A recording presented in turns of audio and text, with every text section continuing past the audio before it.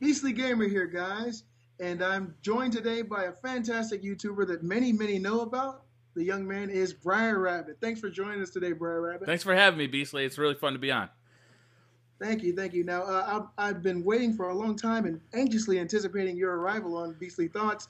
We talked about this a few weeks ago, and I'm so excited to have someone who shares my love of the video game industry, video games in general, to be here to share your thoughts on what's going on now, especially with the new generation. Holy cow, there's so much to talk about. Oh, yeah. It's too much to talk about, but I'm happy I got somebody here who can sit across on that plateau and share some of their love and thoughts on the console wars and what's going on with these main three. I can say the main three. I got to include Nintendo in there because I love Nintendo. But I, like you, got a PlayStation 4. Yeah. I know it's a little dim on this side, but I got my PS4 on release day, and I've been really enjoying it. I saw that you went out and did the same thing. What are your thoughts on the console in general at this point? It's been out now for going on 2 weeks. I'm really happy with it. It shipped in a state. Well, we had that 1.5 system update right at the beginning, which I was lucky enough to know that I had to download beforehand. But I'm really happy with it. It is fairly feature complete. Like, my headset works great with it. I actually enjoy the PlayStation camera. I like the functionality that brings. I like that new messaging system, so you can actually see what your friends are up to without having to go into your friends list. I think that's pretty cool. There's a bunch of stuff in there that I'm really impressed with, and the games look fantastic. I mean, I'm really impressed. I personally, man, Killzone blew my mind when I saw it. Yeah. Battlefield 4, when you see it on YouTube, and you hear YouTubers say it a lot, when you see something on YouTube, it does not compare with actual 1080p on your TV. No, because in my situation, it's getting recorded by the Game Capture HD, and that's got to compress it a little bit. And then I render it through on my computer. That compresses it a little bit, and then I give it to YouTube, and they compress it a little bit. So it's like 3 different times it's gone through some kind of a transition, and you just lose quality every time.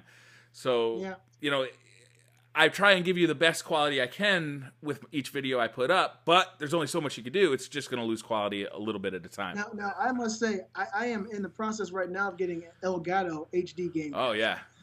Between that and Roxio, Elgato is probably what I'm going to end up getting. I am really new to this, but I love it. It's fantastic. This is something I could probably see myself doing for the rest of my life, just sharing my thoughts on game consoles. Now, I did have an issue with my PS4 initially on day one. When I brought it home, I didn't think ahead. I didn't download the 1.5 patch onto a flash drive or anything. Yep. I was online and I braved that storm. when I went on with to do the patch, initially my system froze. It locked up on me, and I think I sat there and looked at the screen for about 15 minutes. Oh man! Yeah, because I didn't know. It's new hardware, and you don't know what. You're hearing all these stories of bricked consoles. You got people, IGN, everybody's talking about problems with the console, and I didn't want to hit that button and potentially go haywire. I'm going back to the store to take it on PS4. Luckily for me, I did end up resetting the console, and from that point on, I've had no issues. I personally love the messaging system as well. I think the camera's great. I think that future functionality with it is going to probably, I don't know if it'll ever reach Kinect levels because Kinect, the Xbox One is built around the Kinect. Yeah, I think there's hardware differences between the Kinect and the PlayStation camera. Now, you have them both. Go ahead and explain to me the differences that you've noticed. Well, the first impression I have with the Xbox One, I got that a week after I got the PlayStation 4, and I can't stand the controller. I've gotten used to it a little bit as I've... Oh, Matt Briar, you can't stand the Xbox One controller? I mean... All right, so I have the Xbox One controller, and I have the Xbox 360 controller here. And to me, the Xbox 360 controller is a superior controller. They took a step back with the Xbox One controller.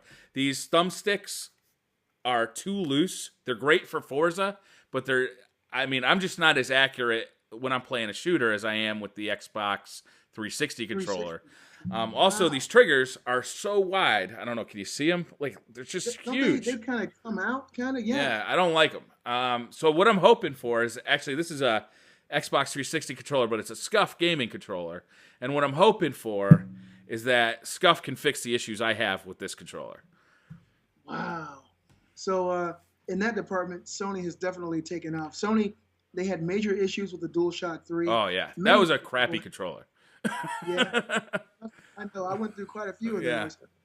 When I initially held the PlayStation DualShock 4, I don't know, man. It felt so natural. It felt like it was made to be in my hand. it's the Uh, most comfortable controller I've ever used. yeah, I got big hands. Me too. I have big. Yeah, we're real men. Okay? I got big hands, so when I grabbed that controller and I felt it, it felt so precise. The actual thumbsticks, man, your fingers aren't going anywhere. No. The concave design of the triggers now. I wasn't used to, I know on Xbox 360 when you use a shooter, it's usually the R and L triggers. That's the right. back triggers are what you used to see. It was With reversed on the PS3.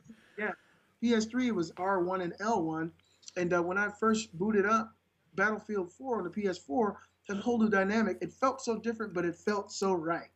It just made sense. Yeah. And now that I'm actually really getting into Call of Duty Ghosts, it took me a while. I just completed Killzone Shadowfall. Mm-hmm. I'm going to be uploading my review after we get done here. But that R2 and L2 trigger functionality, it just makes sense. It feels so good. Yeah. And Kate, my wife, at first she was having a little issue with it. And now she's like, I can't go back. No. Can't go back. It makes sense. I love the controls. I never liked the DualShock 3 controller. It was too small. It cramped my hands. The way that thing was shaped, I have one over there, but and the triggers were so mushy, they had to switch them for shooters to make them the buttons. But going from a 360 controller to a PS3 controller, it was a step down. But now I feel like it's reversed. I feel like the DualShock 4 is a superior controller to the Xbox One controller.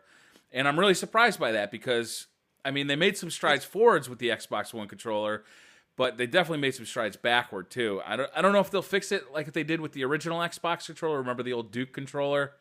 Yeah. Where they actually improved that controller with I think it was the controller S. And that was kind of And that was the beginning. Yeah. That led to the 360 control. Now, what do you think about the touchpad on the PlayStation 4 DualShock controller? I haven't used it much. I've used it for that playroom thing, and that's about it. Oh, have you tried Killzone Shadowfall? I've only played the multiplayer so far. I haven't jumped in for the single player. Now, this touchpad does work. It's extremely sensitive. I mean, you can use it kind of like a mouse. Mm-hmm. But the way that they've actually incorporated it into Killzone Shadowfall's campaign, they've added 4 new buttons to it. Like if you swipe up, down, left, or right, it'll control your owl. Your owl will go out and do whatever those directions entail for it to do, and it feels incredibly natural. I think that the future functionality of that touchpad is going to open up kind of a whole new control scheme, kind of the way the Nintendo 64 did with the first analog. This is something so new, and it feels like it has a lot of staying power. As long as the developers, incorporate that functionality into their games, I think it's going to be amazing. It really is, and you can click it as another button too. I was hoping that we'd be able to use it to just mouse around to do text input, like when you're just trying to type. It wasn't until I think today where I figured out you can steer your text input by just doing this. I thought that was pretty cool. I could see you getting a lot faster at text input. I think Sony made I can't say all because nobody's perfect, but I think Sony has made a lot of great decisions when it comes to their controller design. Now, for the last 7 years, Sony has been getting, the crap kicked out of them by the consumer because their controller just was not up to snuff with the Xbox 360 controller. I tried to buy an adapter to put a 360 controller on my PS3. Yeah, I had to. I don't like to admit that. But I did. The Xbox 360 controller was the dominant controller. But the thing is, when you have that title for so long, you can become complacent. And it seems that may be what Microsoft's issue was. We're the best controller. There's no way nobody's going to touch us. Let's work with what we have, change a few things, and it worked out for the worst. I should say, I think that part of my problem is that I'm switching between the PS4 and the Xbox One, like almost on an hour-to-hour basis. So going from the stiff thumbsticks and the nice triggers to the Xbox One's looser thumbsticks and bulky triggers, I think it's throwing me off. I feel more at home on the PlayStation 4. I play a lot of Call of Duty, so normally that's what I'm playing. I feel much more at home with the PlayStation 4. I think that if you only bought an Xbox One, I don't think you'd have the same issue that I'm having. I think it's, you'd probably have that issue for the first day or so, but then you'd get used to it. Yeah, you'd kind of adapt to the situation. Yeah. Okay, now let me ask you a question. You've seen you have Call of Duty on both consoles, Yeah, correct? that's correct. Now, graphically, I'm not seeing that much of a I difference. can't I don't tell a really see difference. much I can't tell a at all. difference. No. To be quite honest. Uh, of course, we know that the Xbox One's Call of Duty is running natively at 720p, upscaled to 1080, and the PlayStation 4 is native 1080p, both 60 frames per second. Now, I've heard a lot of people say on the Xbox One it actually looks better.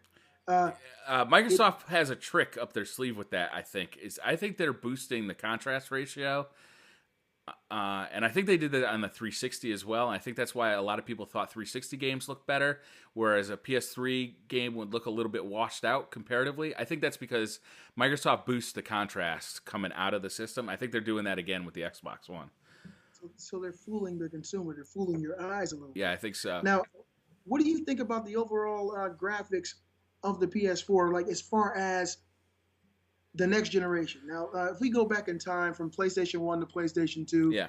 it was a huge graphical jump. When PlayStation 2 came out, games like Tekken Tag Tournament were released. Then the PlayStation 3 came out, and we saw another huge leap in graphics. Do you think that the leap from the PlayStation 3 to the 4 is as great as some of the older generations? I actually disagree. Well, I only half agree with you here because when the PlayStation 3 came out a year after the 360, and there was no leap there. I think what we saw was games like Gun and games that were being developed on both consoles, the old Xbox and the new Xbox 360, and then the PlayStation 3 came in a year later and got the added bonus of having an extra year of development time. So the games that were cross-platform with the 360 and the PS3 had an extra year that the 360 didn't have. But when the 360 got released at first, we had games like Perfect Dark and Gun that looked like regular Xbox One games with higher resolution graphics. I think that's what we're seeing right now on both the PS3 or the PS4 and the Xbox One. And I think next Christmas, we'll really start to see the benefits. Although Assassin's Creed Black Flag looks awesome, Resogun looks awesome. I think Call of Duty looks awesome. Killzone looks cool. What else we got here? Battlefield looks cool. This is what I'll say about the graphics. Now, I have Call of Duty on the PS3 and the PS4. Yeah. The graphic jump from generation is huge. Okay. Now the Call of Duty engine is pretty much the same engine, but it looks a hell of a lot better on this new console. It truly does. I mean, when I went through part of the campaign, Kate beat the campaign. You wouldn't even think it was the same game if you just set it side by side with the old consoles. Now, but I said personally when I first got the PS4 that Call of Duty was graphically on the lower spectrum of the games I got. I did get Killzone. I did get Battlefield 4, and I got Call of Duty. Now, graphically, those other two games are more graphics powerhouses. Agreed. I haven't even touched Battlefield 4 yet. Haven't even touched Well, don't bother because it doesn't run.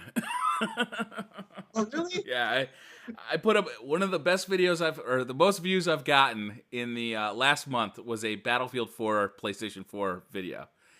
And since I put up that video, I'd like to play more Battlefield 4, but it crashes all the time on me. And oh, wow. They just put up a patch. I haven't played since the patch came. I think the patch came Wednesday or Tuesday, so I haven't played since then.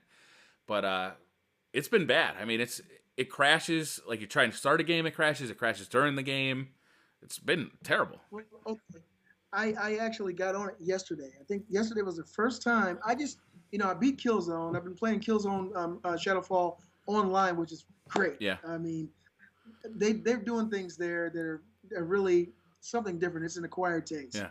But I think Killzone Shadowfall's multiplayer is really great. And I told Kate, I said 64 players, babe. Yeah. And she was like, let me see. I want to see. And I went in and it loaded up and it booted up fine. And I don't think we had that many people in the room, but I didn't get kicked, so I guess I got a little lucky. Hopefully this patch will iron things out because that's where I'm going to next. Yeah. I don't think that Call of Duty Ghosts particularly has the staying power of Black Ops 2. I don't know. I really like this Call of Duty. Like I think it's a better game than Black Ops 2. Really? Yeah. Okay, well, you're more of an authority on the Call of Duties than I am. Honestly, I've only put in 7 hours online. So that's not a lot of time. And especially, going back and forth between that and Killzone. The only thing about Call of Duty Ghosts that really irked me, and it still gets me every now and then, is the levels are huge. Yeah, they're big. They are huge. And there are multi-tiered areas that you can walk out and get shot 8 different directions, so you can never truly have the drop or have any kind of advantage. And on top of that, it seems that an enemy might come around the corner, pop off one shot. That's how it appears to you. Yeah. One shot, you hit the ground, then you watch the kill cam, and there was a battle going on, and you may have fired off 2 shots, and it just, I don't know. I have really good internet, fast internet, and sometimes that gets me. Yeah. But I've yet to put in any real hardcore time on Call of Duty Ghosts, but I'm going to take your word for it because you're one of the guys that actually inspired me to want to begin to do this, and you inspired me with Call of Duty. And you say that it has the potential to be better than Black Ops 2. Give me some of the pros of it. Okay, so I like the big levels. I like the multi-tiered levels because it's more to learn. So Black Ops 2, I learned all those levels in, 2 weeks. They were small.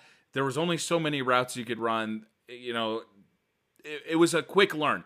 These bigger levels with more tiers, more sight lines, more windows that you got to be looking out for. I feel like it's a little more to learn. It's a little more to sink your teeth into. And I like that. I understand it's harder at the beginning because you don't know what the hell's going on. But I think in the long term, there's just more quality, or not quality, but there's more to learn. There's just more there. Okay, so basically what you're saying is there's a higher learning curve, but the payoff in the end is much greater. Yeah, I think so. I think there's going to be a bigger skill gap than there was in Black Ops 2, so that you'll see that the better players have super high KDs, and the players who are just starting off have really low KDs, and that you'll see that there's just a wide range in between, whereas in Black Ops 2, there was just so many baloney deaths. C4, everybody was running C4, and anybody's going to get a kill with it, right? And... Yeah. The quick scoping became pretty hard to deal with by the end of that game. Whereas that anybody could just jump in and get a few kills with a sniper scope, and you really had no defense because there's so many snipers around that there's nothing you could do about it. I really believe that this game is going to be there's going to be a bigger skill gap. There's more to learn. I'm hoping that they don't. A lot of people are yelling at the developers right now, saying that the maps are too big and blah, blah, blah. I really like the big maps. I like having more to learn and more to see, and it's just more fun to me that way. Now, you said the quick scoping. I know that was a major issue in Black Ops 2. Has that truly been addressed in Call of Duty Ghosts? I think it's harder to do than it was in Black Ops 2. I think the aim assist was too strong on Black Ops 2 for the sniper rifles, and I think there's less of it now. Around, yeah. But there's definitely quick scoping. The developer said there wouldn't be quick scoping in this. And there definitely is. I mean, you can do it. Now, on to the other console because we could talk about Call of Duty all day. Good. How are you enjoying that Xbox One? Now, you did get a few release games. What did you grab? I grabbed Call of Duty Ghosts, Dead Rising 3, which is phenomenal. I really have fun with that, and Forza 5, which is also good, and the controller that I've been complaining about. It makes it sing. I mean, this controller sings when you're playing Forza. The triggers rumble, and you can feel your tires slipping through that rumble. The looseness of the analog stick just makes it so precise to steer. It's really a good controller for Forza. Okay, so that's the thing. It's a fantastic controller for Forza, but you're having issues with it when it comes to precision first-person shooters. Yeah, like Battlefield. Well, really, I'm just playing Call of Duty. I'm playing Call of Duty. And I have trouble being precise with my aim, but I'm moving between the PS4 and the Xbox One, so that could be the issue. So you're getting spoiled on the PS4. Yeah, basically.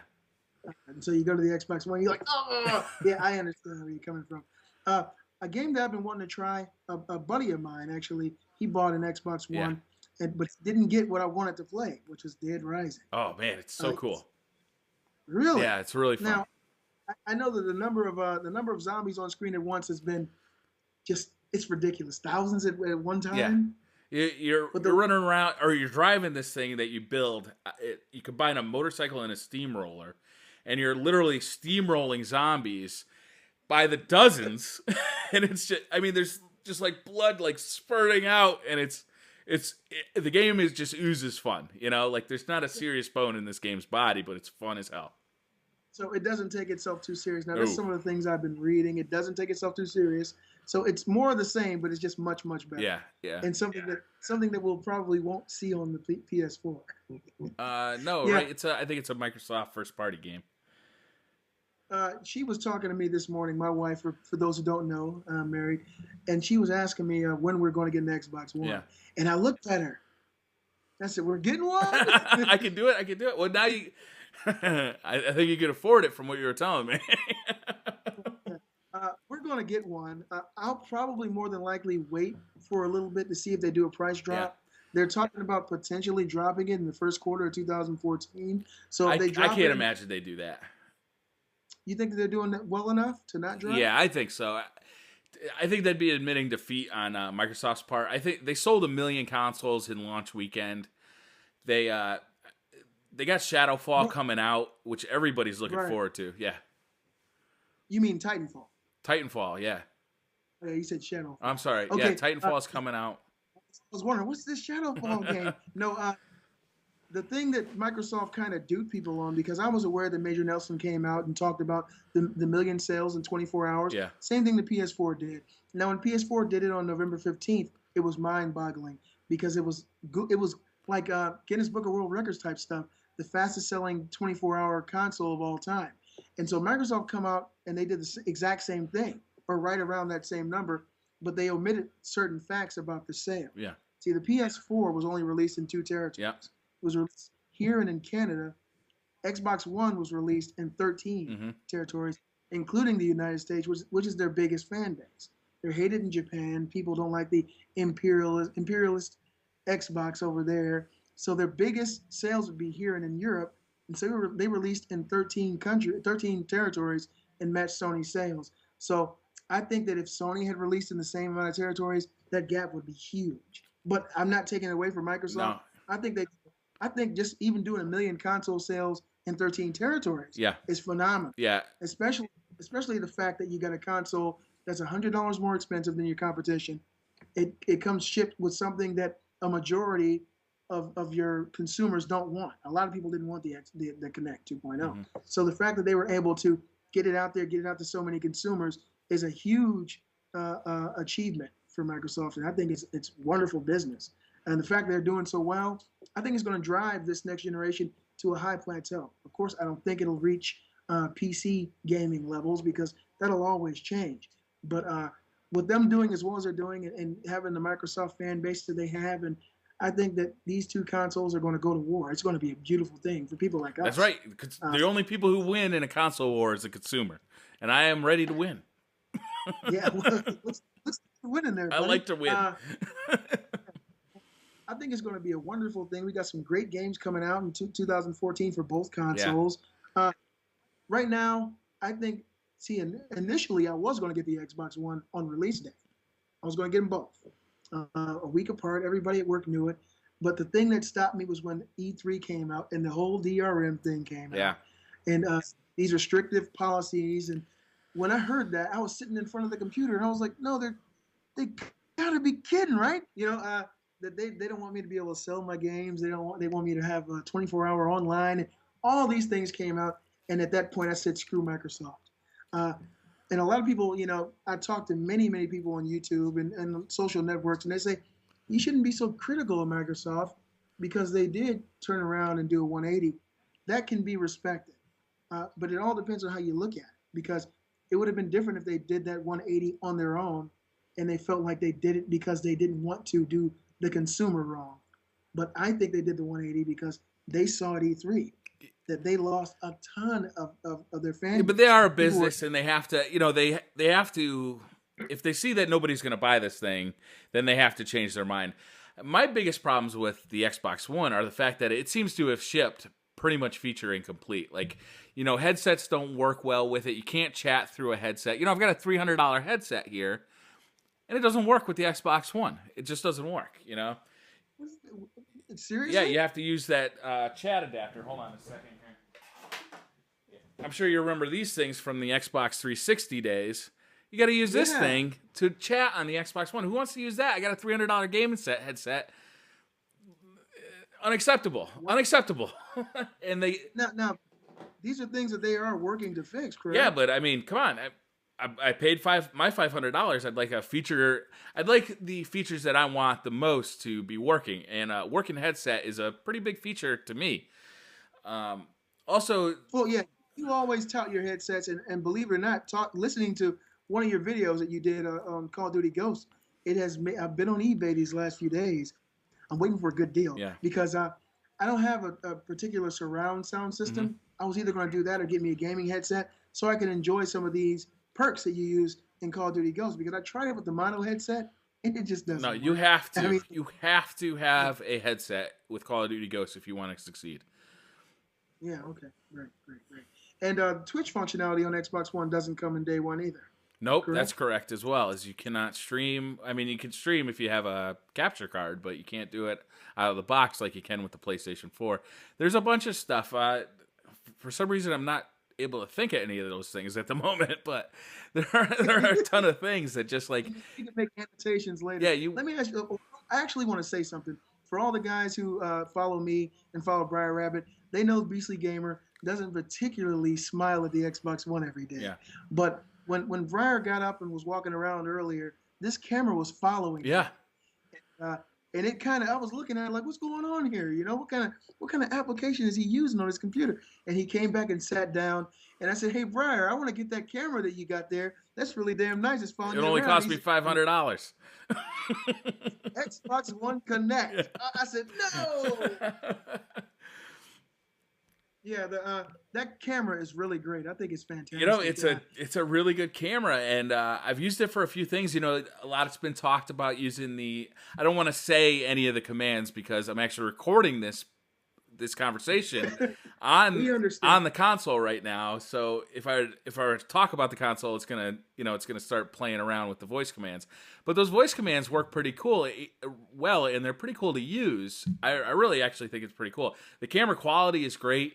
It does a great job of following you and zooming in to the proper level. I wish it would zoom in just a little bit closer on my face right now, but there's no manual control for it, which would be nice in the Skype application. But yeah, I mean, personally, I think it's great. You know, I guess I'm being more and more sold, especially if my wife wasn't an Xbox One. Yeah. But that camera's great. The PS4's camera's pretty good too. I don't think that it is up to snuff as the Kinect because it's not something that Sony has touted as the future. Yeah, but it also costs a lot less. Yeah, it's what, $59, right? Mm-hmm. So I think it was $59. Yeah, $60 camera that does function as a voice command hub.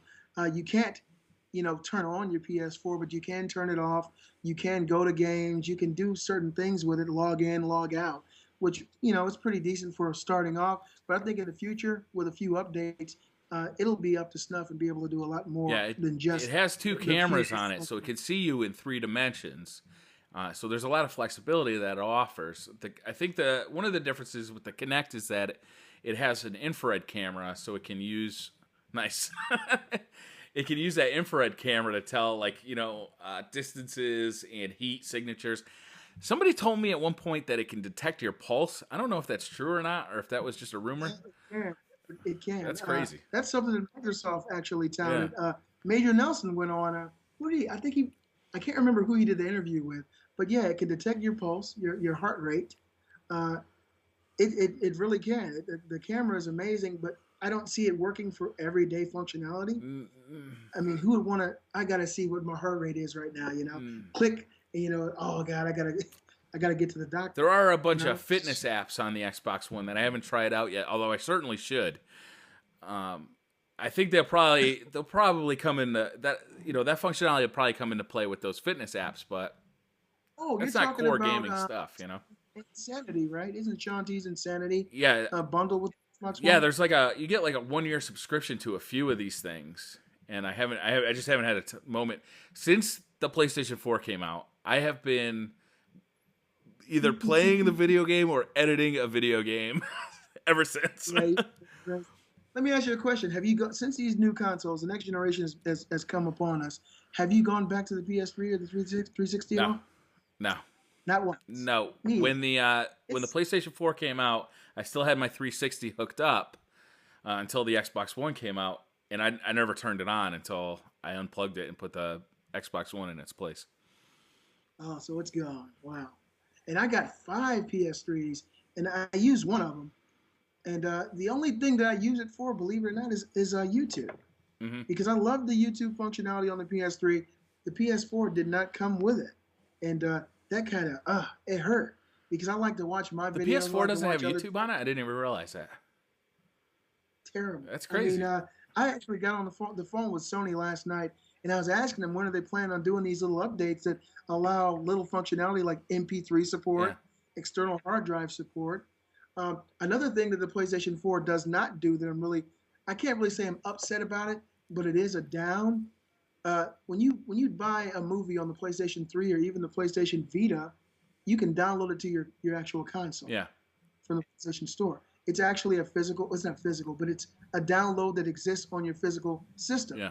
The PlayStation 4 has no functionality for that. So you're always streaming? So always streaming. No kidding. I had to call Sony last night, and she said they're going to know me by name, but I don't care.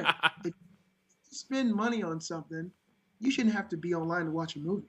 And he said the representative said at this time Sony doesn't have any plans to add the functionality to download your films to the console. You have to stream them. And to me, that's just something that doesn't make a lot of sense. No, I'd rather have a downloaded copy. And I don't even care about like owning that downloaded copy. I just think the quality of the viewing experience would be better. Yeah, well, the PlayStation 4 does something called what is it? I'm trying to remember. It does a check, a speed check of your actual internet speed, and it shows you what quality you'll be able to stream from standard to high definition. I'm somewhere right on the high definition end, so it'll be okay. But for people who don't have fast internet, they're going to suffer tremendously. No, I don't want that. Yeah, I want to download that thing. I want it to take 8 hours if it needs 8 hours.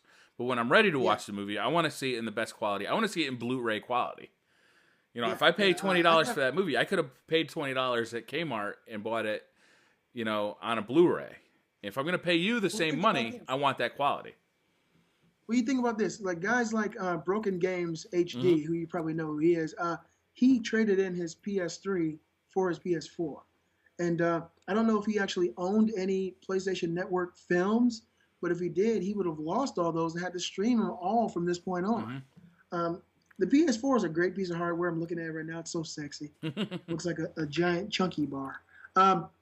It's a beautiful piece of hardware. It has some fantastic innards, but the things that they forgot seem to be elementary. There's more time, though. There's time for them to update this stuff, Getting the MP3 functionality, getting that CD player functionality. They can just, they can update that stuff. I think these guys, both Microsoft and Sony, were in a real rush to get these things to market. And I think they had crunch time at the end there, and they just weren't able to put in all the features that they wanted to at launch.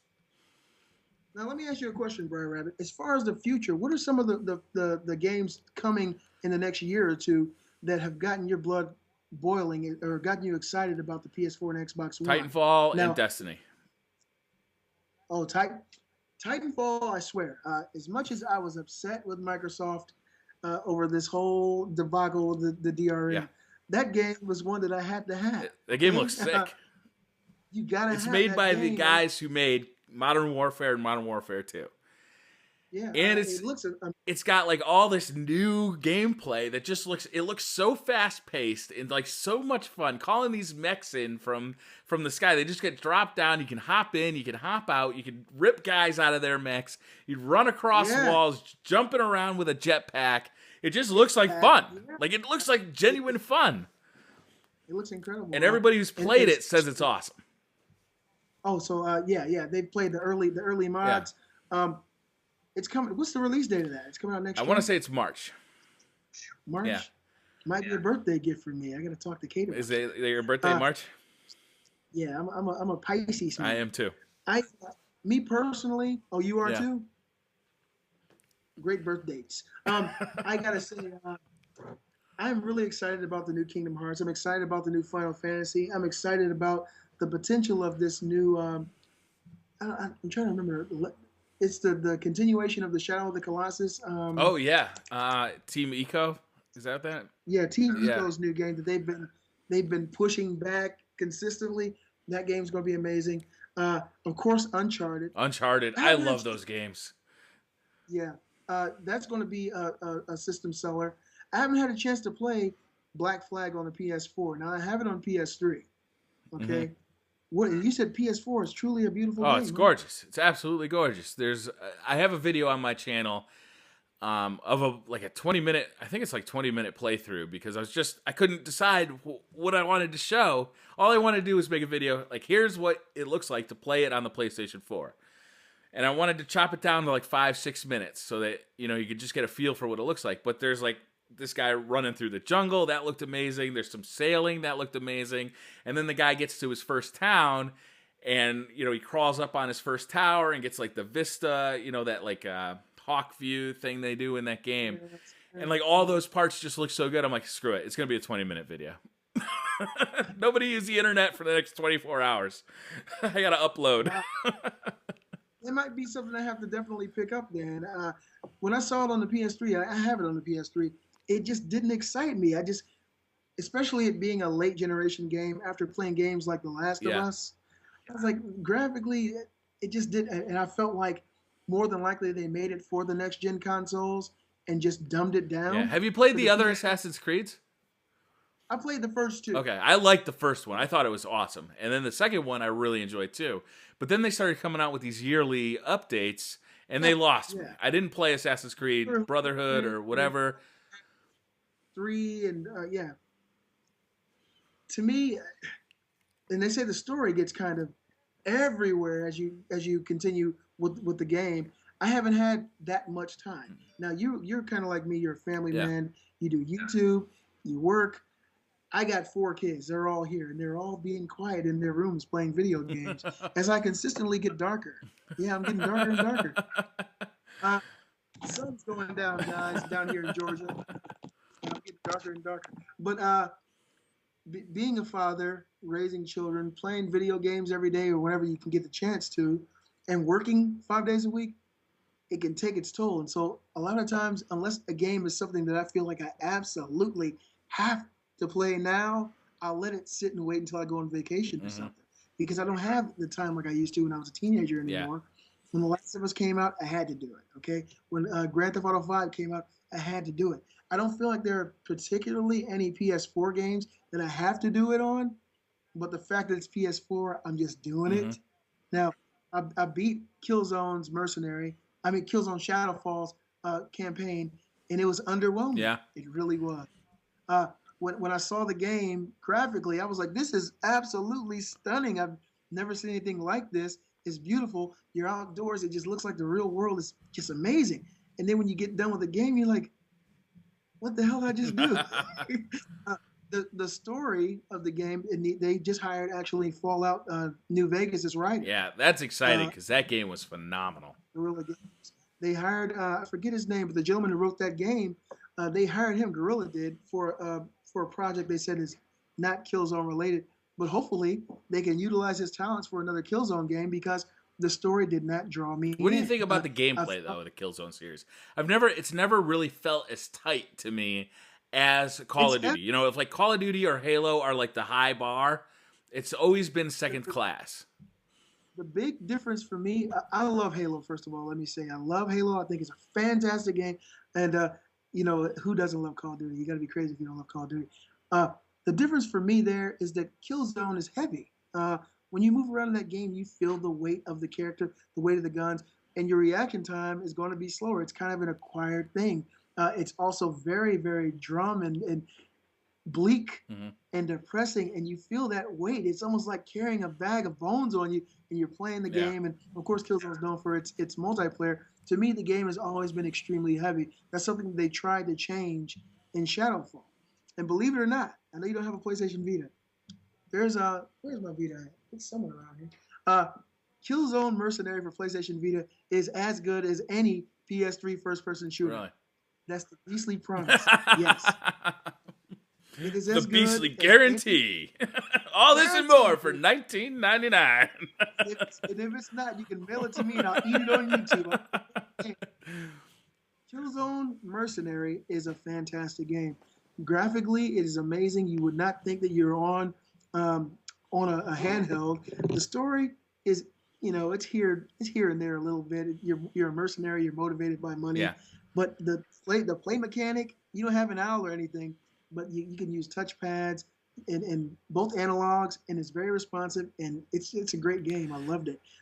That was probably, it may have been as good as Killzone 3 to So let me. me ask you You know, this: it's You've got the PlayStation 4 now. A lot's been talked about the compatibility between the Vita and the PlayStation 4. Are you doing any of that? Do you find it's a useful feature?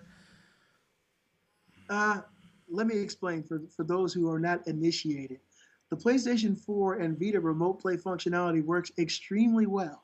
Okay, but there is, for me, almost no reason to use it.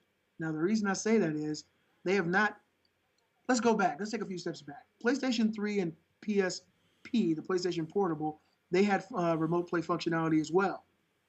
This means that you can be playing certain PS3 games and you can use the remote play functionality, turn that PSP on, and play that game. Now, with the PSP, I think it only worked with PlayStation 1 games, which was pretty bad. But it worked, and when it did work, it worked okay. There was a lot of latency issues. They have, but one thing about the PSP version that actually made it good was that you could access your PS3 from anywhere. Anywhere that had a Wi-Fi connection. Yeah, okay. You can't do that now. No, and I don't understand why.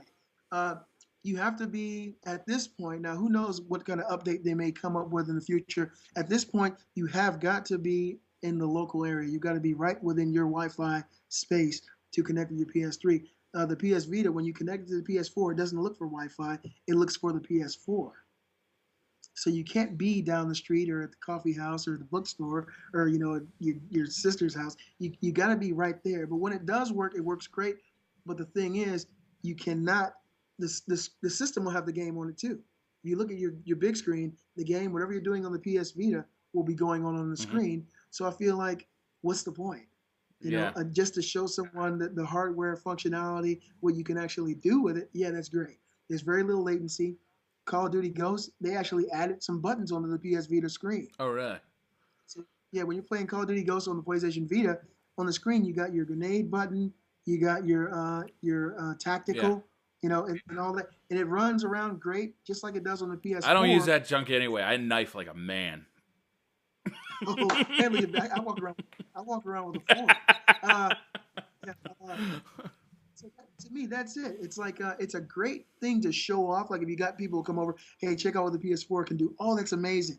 But you can't go anywhere with it. You can't go to down the street and say, check out my PS4. It just doesn't work that way. So to me, it's almost like it's a shot in the dark. It's like they wanted to do something with it, but they didn't know how to incorporate it in a way that's actually meaningful. Now, if they're able to do this, even at home, in a way that you could still use the PS4 on the screen to do other things, like go online or listen to music or play another game or something like that. But if you're stuck, your wife says, hey, look, I want to watch TV. Yeah. Use your Vita. You look at her and say, okay, I will. And she's still looking at you play your game on the TV. It's pointless. Unless you got an awesome wife who wants to play the game with you. If you have the PlayStation, or your TV is tuned to, let's say you have a cable box, the PlayStation 4 can't operate your Vita if it's not displaying on the TV? Well, you can always change the channel and go to your cable. So it will work. So for the Wii U, in my house, the kids will be playing the Wii U with that, the Wii U controller on the couch, and that allows somebody else to be doing something else on the TV, even though they're playing a full game. Okay. So you can do that, though, right? No. You can't do that. The PS4, if you hit that PlayStation button while you're doing the remote play, it'll take away the remote play, pauses everything. You can't just go in and do any other thing with the PlayStation 4. That's what I'm saying. It's stuck doing that. If you play Killzone Shadowfall right now and you're doing remote play, whatever you're doing on the PlayStation Vita will be be displayed on the screen. Okay. If you try to change it on the PlayStation, it's stuck. But somebody can be watching TV while you're playing on your Vita. You could change your TV channel and go to cable or go to another input and do things like that. But I think it'd be better if they allowed you, while it's doing that kind of that kind of functionality, to do something else with the PS4. To me, that would make it a better value. Because what's the point? You got a PS4 here, you got to unplug it. You hook up something else to it, or go to your PS3 or your Xbox 360. To me personally, I just think it'd be better if you were able to use other functionality at the same time. But you got to crawl before you walk. Yeah. This is something that Sony's been working at for a long time. They tried it with the PSP, and it was a massive failure.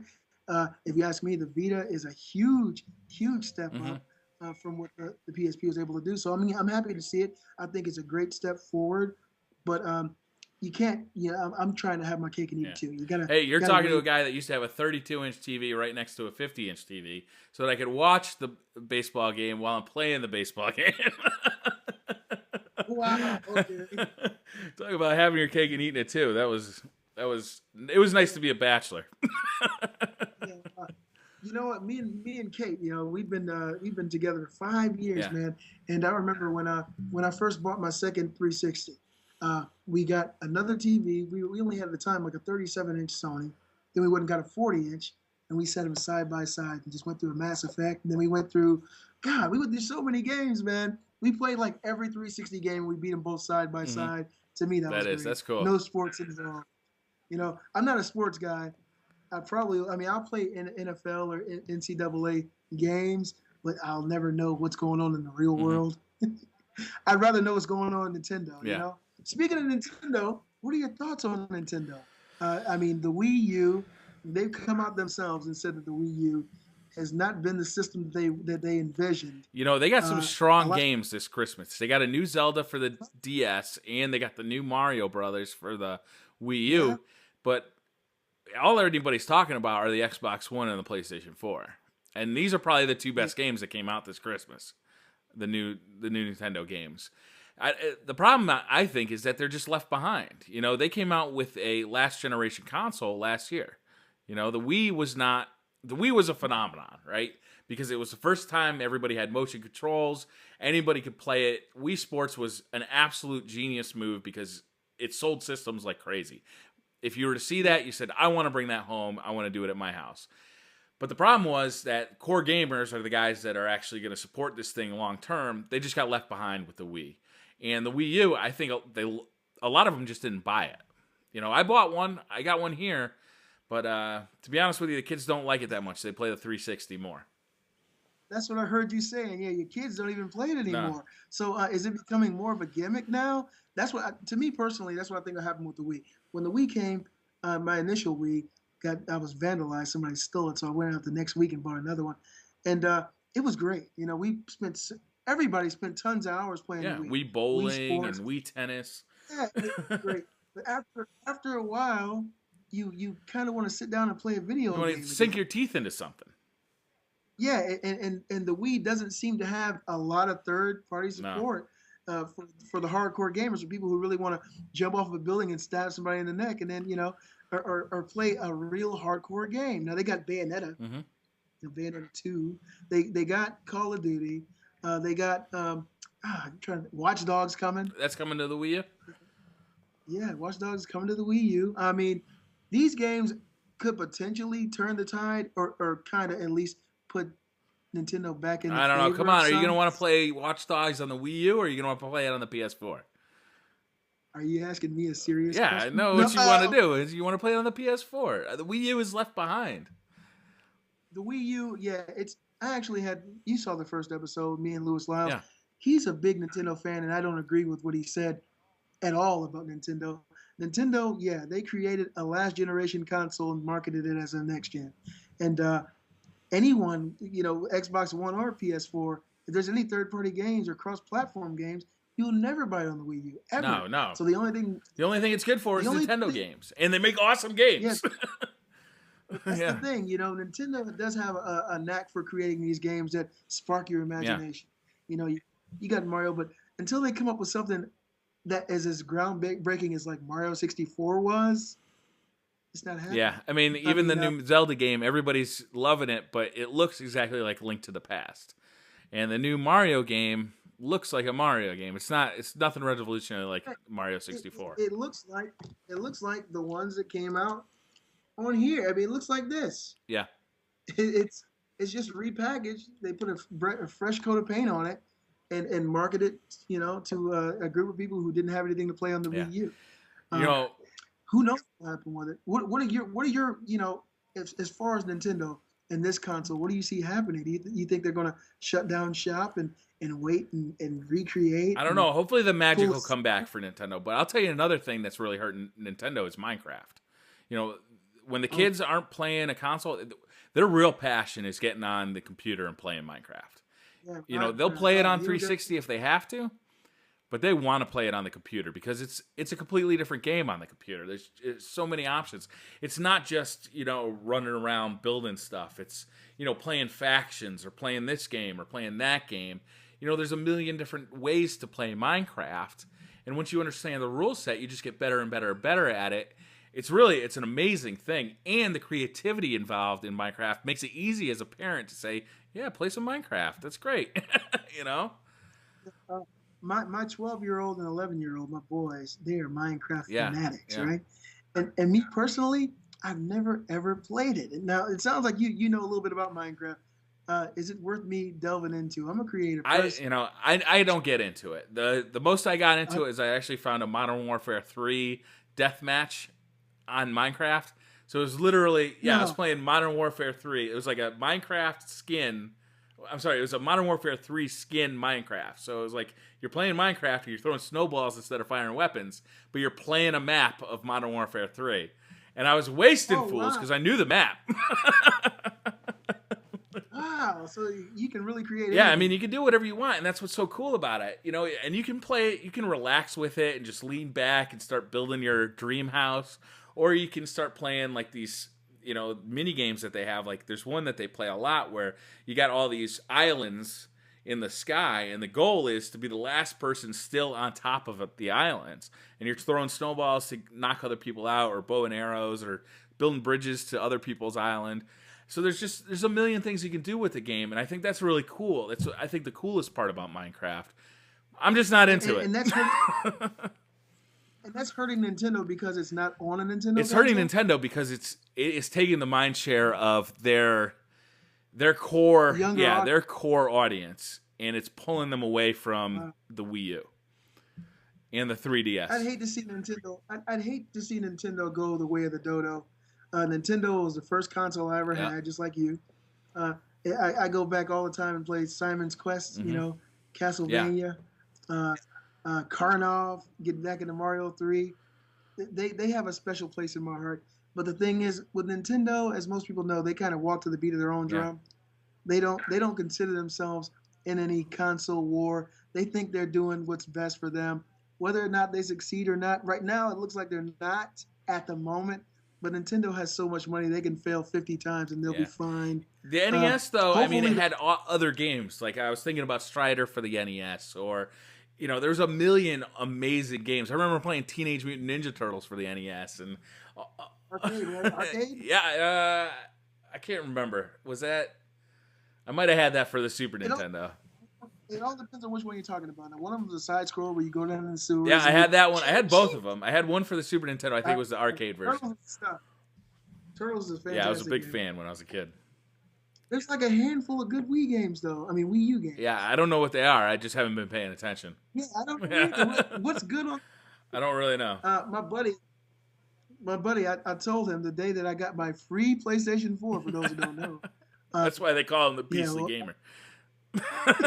I got my PS4 and I called him and told him what happened, and he texted me back. He said, "If that happened to me, I would have bought you a Wii U." No, sir, can't do that. But to me personally, until they come up with something like a Smash Brothers, something that's going to really warrant my purchase, these Mario games are more the same. You know, this Mario 3, this one here, it's doing great. It's got great reviews across the board. And it may be worth playing once I have a Wii U, but that alone right now is not going to make me say, let me go ahead and buy one. Just to for me personally, they're not enough to really hold my attention for hours at a time. They're perfect for a 3DS where, you know, I'm watching kind of a boring TV show, so I might as well play a little Mario while I'm like not really paying attention. You know what I mean? They're a distraction. It's not Fallout 3 where I can soak myself into this world for hours and hours and just be totally involved in it. Mario, it's light, it's an adventure, but it's not really drawing me in like it used to when I was a child. You just made me want to go play Fallout. That game was amazing. Oh my god, that game blew my mind. And when I met Kate, I'd already beat it like 3 times. I started playing that, and I think for like 3 or 4 days, she just sat next to me watching. Fallout 3 is one. Oh man. Amazing game. Bethesda. I can't wait for Fallout 4 on the new systems. Oh yeah, well let's just hope. Hopefully, this whole 720p situation with the Xbox One gets addressed. Now they're holding back 10% of their uh, their CPU power for the Hmm. UI, for the user interface for the Xbox One. Hopefully, they're able to tap into that a little bit. I don't know if that's the issue as to why games are like I think Dead what is it? Dead Rising is only running 30 frames per Oh, second, really? I don't. 720p. I didn't know that. I mean, it looks good and it runs fine. I know it looks good, but the thing is, there's so much going Yeah. on, especially when all that's going on. It's really hard to notice. But it's running 30 frames per second, 720p, and I know that the 720 and 1080p doesn't matter to a lot of people. But like, if you have a really nice TV and you have a console that can run a game natively at that resolution, you're gonna feel Yeah. good about it. When you turn it on, you're gonna see it and say, "This is the best that it gets right now." You don't want a really nice TV and you have a new next gen console, and especially a game that you know is running at a higher resolution on another console, and you look and say, "Oh God, it's only 720." You're gonna feel bad with it being upscaled. So I mean, me personally, I hope that Microsoft finds a way to work through that so that the competition narrows. Once it gets a little bit tighter, Sony will start working Yeah. harder. Microsoft will work harder. Right now, people, especially people who only look at things at the tech end, they're like PS4 is better. Just on the Yeah. technical level. You know, Uh, the PS3 as was better than the 360 though too. I mean, there's no doubt about Yeah, it. but When you it saw a first party game much harder. on the PS3, it looked fantastic. But what ended up happening is the 360 had such a large install base that all the third party developers developed their games for the 360, poured them over the PS3, and then It was much harder for them to it was develop hard. Yeah. for the PS3. The game infrastructure was much harder for them to Yeah, port that these cell games over processor. to the PS3. And so the Yeah. cell processor. Thank goodness they did away with all that. And they went kind of with like a PC Yeah. infrastructure here. You got 8 gigs of GDDR3, a GDDR5 RAM for the PS4, and you got to admit, man, this thing is blazing Oh yeah. fast. It's Absolutely. incredibly fast. Oh man, you guys might see me on the next episode of Cheaters because Kate came in the room and caught me like this. It's great. This thing is so fast. I mean, when I first booted it up, and I just, you're in the middle of a game, you hit the PlayStation button, and bam, it's lightning fast. Now, as far as the Xbox One, can you do something similar like that? Can you be in the middle of a game and go right back to the UI and Yeah, go it's right, got this snap feature, so you can say like snap and have one window up here while your main window over here is your game, or kind of vice versa. I think you could do like TV here. I don't have a cable box. I haven't had cable in like 6 years, Smart so guy. I have no idea how this stuff works. Yeah, yeah, yeah. It's cable if you got internet. I Jeez. know. I don't see the point. My little brother, he just had a baby, and he called me and said, "Hey man, I just got my cable hooked up." I said, "Yeah, I've had internet for like 15 years." Yeah. It's really no point. Anything you can do on cable, you can do with the internet probably faster. Yeah, But I've got kind of Roku boxes and Apple TVs kind of strewn throughout the house, and it's just so much much more useful. Yeah, so the Xbox One and the PS4, the future is bright for these consoles. I love them. Me personally, I'm going to wait for a while. Probably. Now, you said there probably won't be a price drop for a while for the Xbox One. I mean, I don't have any insight into Microsoft that anybody else has. I don't have that. So my feeling is that they at least won't do it for a year. I mean, they're going to want to get 2 Christmases out of this thing. It costs them $471 to make it. So they're not making any money now. I can't see them doing a reduction. Yeah, and I think that it's like $90 more than the PS4 to make. Yeah. So Sony at least is making a little something on the console. Yeah, maybe if they took the Kinect out and started selling it for $400. But that'd be even harder though, Briar, because they actually built this console with the Kinect in mind. Yeah. It's like taking the heart out of the machine. Yeah. It's all the voice functionality, and a lot of people love it. I've talked to a lot of guys that say, "Hey man, this voice functionality really is the future." Do you use it a lot? Now you don't do the cable thing. My gaming monitor is sitting right next to my computer. My controller is right here. It's like it's almost less effort for me to just reach my hand out and grab my controller than it is to say something, So no, I don't use it a ton. It does work though. I mean, it works like as advertised, like 90% of the time. Now, have you found any issues learning the specified phrases? Now, it doesn't recognize like real language like Siri or things like that. You actually have to say pre-scripted things. Like you can't say blank box, do this. You have to say go to, or like if you're playing a game, go to 4 or 5. You can't just say play it. Yeah, it's pretty intuitive once you kind of get a hold of it. I can see people having an issue right off the bat, but I did see, I think somewhere on the internet last week, I saw a guide come out that had like a full listing of all the controls, and they're pretty intuitive. Like I don't want to say them, or this will be the end of the call, but Let me ask you a question. You really inspired me into wanting to become a YouTuber and get out here and share my thoughts on the video game industry in general. That's really nice to hear. Thank you very much. It's very, very true. What inspired you to want to do this? I used to watch X-Jaws and Onslaught and Woody's Gamertag.